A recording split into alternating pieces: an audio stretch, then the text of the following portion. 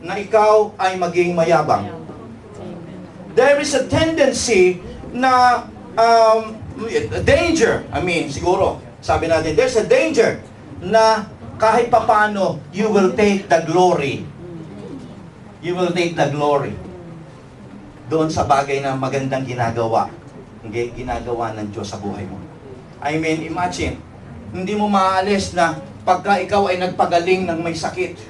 Hindi mo pagka ikaw ay gumawa ng isang miracle o himala. You can never imagine kung paano ang tao ay pupurihin ka. Ang tao ay sobrang bibilib sa'yo. Ang tao ay kulang na lang sambahin ka. At makikita mo yung kanilang damdamin na talagang kahit na magpuningay ka lang, talagang your wish is their command. Okay? Ganon sa kanila yon.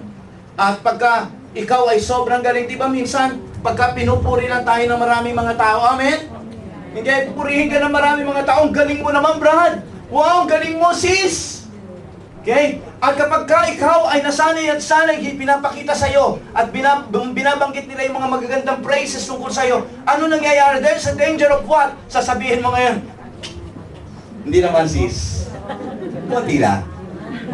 Okay? Sometimes, mayroong mga bagay na na kahit konti, nakukuha natin ng konti at nailalagay natin ng konti sa bulsa yung glory. Okay? And the reason why, naintindihan to ni Pablo, now, sabi niya, I know kung bakit meron akong thorn in the flesh for me to be always reminded na na ako din ay recipient din ako, okay, ng beneficiary rin ako ng pagpapala ng Diyos na dumadaan sa akin para pagalingin kayo.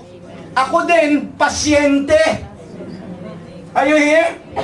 Kasi kapag ikaw, naunawaan niya na kung ito'y hindi alisin sa akin ng Diyos, at ako'y gagaling, mapupunta ako sa danger zone. Na kasi talagang anointed ako eh. Okay, halika rito, palalayasin natin yan.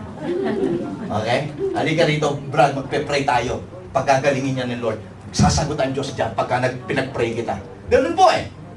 There's a tendency. And naniniwala siya, sabi niya ganun, Lord, now I know. You put this thorn in my flesh. You allow this thorn to work in my life. To bring pain in my life. Bakit? Sapagkat, Lord, para maunawaan kong kailangan din kita. Amen. Amen. In other words, to make me humble. Kita po ninyo mga kapatid ko. It humbles us kapag po tayo mayroong mga problema sa ating buhay. Look at ourselves. Diba minsan when everything is going good in our lives, diba there's a tendency na hindi natin ibigay ang glory kay Lord. Okay? Pagka nagiging maganda ang takbo ng negosyo mo, are you giving God the glory? You just thank the Lord. Thank you, Lord. Pero kapag sinabi lang, ang galing mo magpatakbo ng negosyo, ganun, kasi technique lang yan. Are you here? Okay? Bakit ko sinasabi sa inyo yan mga kapatid ko? Why? Because sa buhay din natin ito ay talagang there is a tendency, there's a danger na we can claim the glory that is not for us but for the Lord. Kaya minsan, maunawaan natin mga kapatid ko na inaalaw ng Diyos na tayo ay dumaan sa mga pains, sa mga torments, dumaan, magkaroon tayo ng mga ganitong mga problema. Bakit? Para to keep ourselves on the ground. Para hindi ka mag-soar high at sabihin mo, ako ay magaling na at mahusay talaga ako. Lapit kayo sa akin. Okay?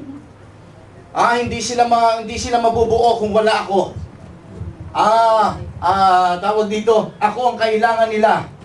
Okay? Sa mga bagay-bagay nga, sila dapat humingi ng tulong sa akin. Ganun po. That's being conceited, right? But praise be to the Lord, sapagkat ito po ang sinasabi ngayon ng salita ng Diyos. Para sa mga committed na Kristiyano, huwag kang mag-quit, huwag kang ma-discourage, sapagkat ang katotohanan, God is just allowing these things to happen in your life. Sapagkat nais niya, okay, na kapag ginamit ka niya, mananatili kang nasa Kanya at mananatili kang mababa sa Kanya. Amen? Kaya, I mean, naunawaan to ni Pablo. Now, I realize, to keep me what? Sabi niya gano'n. To keep me from becoming conceited. Naunawaan niya. Okay? At tingnan po natin, hindi lamang po to control his flesh. Kung meron bang po mga pains tayo ngayon, he realized God's idea is not only to control his flesh, but also to revitalize his faith. Yan. Naalala ninyo yung sabi niya kanina, whenever na siya daw po ay inaatake ng kanyang karamdaman, sa tuwing-tuwinang siya po ay ay talaga namang in suffering from pains, ano pong nangyayari sa kanya? Sabi niya gano'n, I pray to God.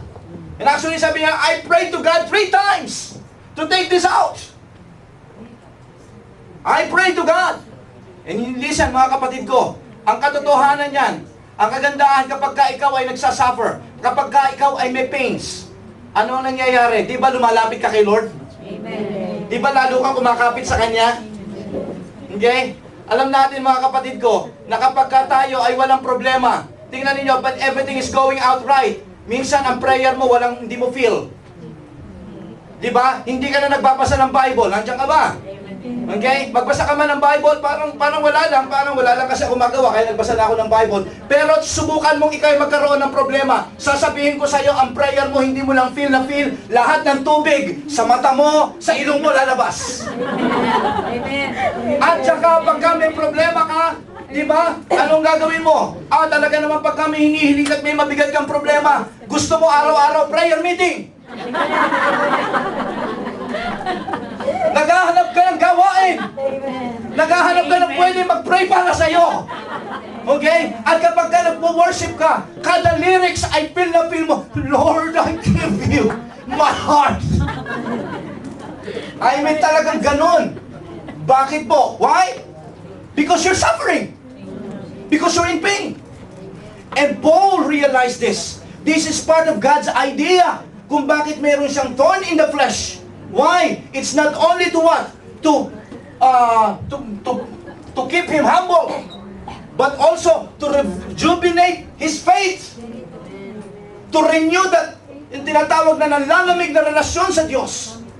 Kaya pagka halimbawa, okay, ikaw ay dumadaan ngayon sa pain, let me remind you that God is just what? Nasasabik lang kasi sa'yo. Nais niya na magkaroon ka ng rejuvenation, invigoration sa pakikipagrelasyon mo sa Kanya. Okay? Kasi minsan kapag tayo ay talaga namang di ba ang ganda ng buhay sa mundong ito, minsan ito ay bumubulag at ito ay nagpapalaki ng ating mga ulo. Amen. Kaya ang gagawin ng Panginoon para wag lumaki yan, iuuntog tayo sa pader. Okay?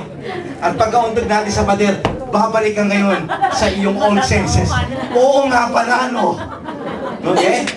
Tinan po natin, how many times that we play around about our Christian life.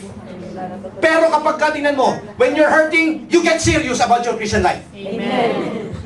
Amen? Many times we play around, but when it's hurting time, it's serious time. For everyone. Ito po na-realize dito ni Pablo sa kanyang buhay. And sabi niya ganon, Lord, I know, hindi masama ang loob ko kung ito'y mananatili sa akin when I'm in pain, when I'm suffering. Gusto ko maunawaan po ninyo, Panginoon, nakuha ko ang gusto mong mangyari.